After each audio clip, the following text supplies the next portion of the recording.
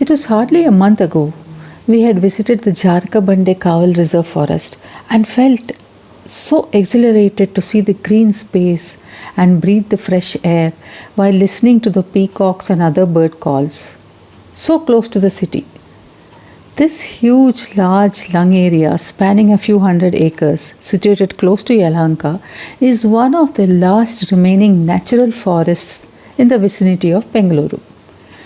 It then came as a jolt to hear that the government plans to acquire around 20 acres of this for the 73.5 kilometer long peripheral ring road, now called as Bangalore Business Corridor. The road, which was announced almost 20 years ago, has been claimed to be one that will decongest the city by diverting much of its traffic. Easier said than done, right? We have seen every new road or flyover getting clogged in no time. New roads are just an invitation for new vehicles. Not only will we lose 600 trees or so from here, but the vehicular movement is going to add to the noise and air pollution of this tranquil space. A report from Greenpeace last year noted alarming levels of nitrogen dioxide pollution in Bangalore. This toxic gas linked to vehicles and burning of fossil fuels was around twice the WHO fixed standard of 10 micrograms per cubic meter in most parts of the city. There is strong scientific evidence linking this toxic gas to asthma, airway inflammation, respiratory irritation, and so on. The report says that it can also intensify allergies, increase risk of death from circulatory and heart diseases, and also lung cancer. The Greenpeace report highlights that the nitrogen dioxide pollution in 2019 could have been responsible for as many as over 2,000 pediatric asthma cases in Bangalore.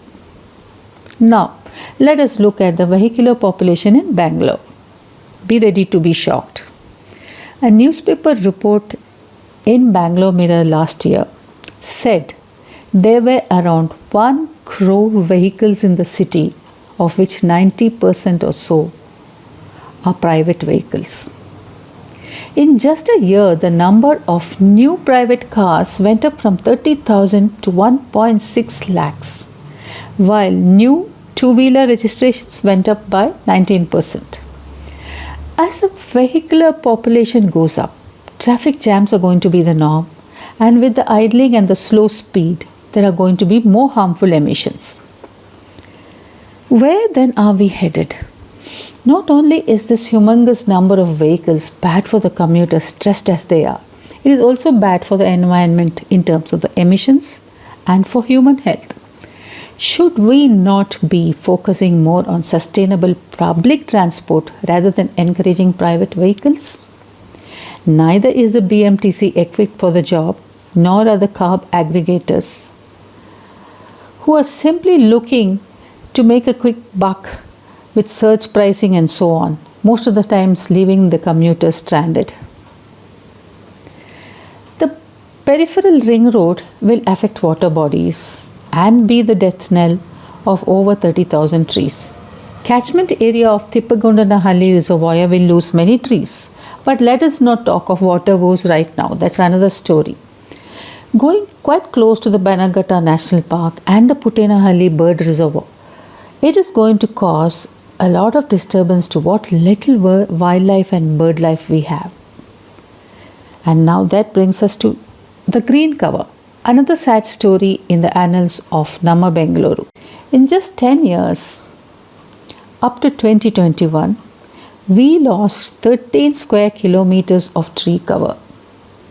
An IIC study, which has been quoted quite often, headed by T.V. Ramchandra, showed that from 1973 to 2019, the tree cover went from 68% to 3%, while concretization went up from 8% to 93%. Trees not only cool our surroundings, they absorb carbon dioxide as we know, but they also help remove pollution from the air which is rising from the vehicles and from fuel burning. The particulate matter emissions too are captured by the trees as shown by another study. Now there is only one way ahead. We need to educate the citizens. Only an enlightened citizenry can take on the governments who seem to ignore everything besides GDP growth compulsions.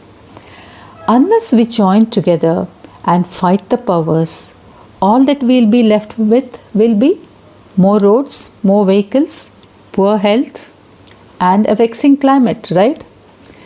Let us do one thing, the least that we can do. Please sign the petition below and then let's hope for the best.